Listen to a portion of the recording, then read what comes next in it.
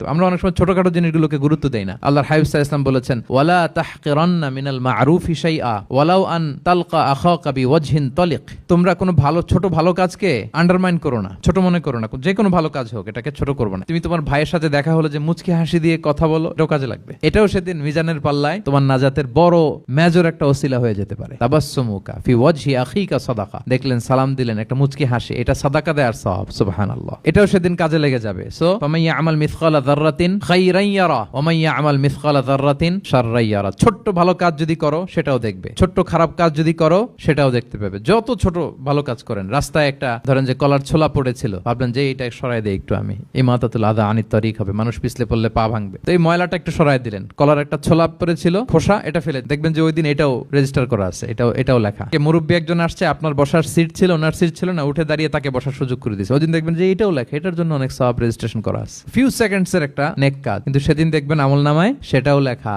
কারোর ব্যাপারে, এর ব্যাপারে ওর কাছে যে কান ভারী করছেন, ফেসবুকে একটা বাজে কমেন্ট করে দিয়েছেন, দেখার কেউ নাই, ধরার কেউ নাই, দিলাম একটা গালি, দেখবেন যে ওই দিন সব একেবারে ক্ষুদ্র থেকে ক্ষুদ্রতর অনুপরিমাণ খারাপ কাজ, ভালো কাজ আল্লাহ সুবহানাহু ওয়া তাআলা তিনি সেদিন আমলনামায় সব তুলে রাখবেন।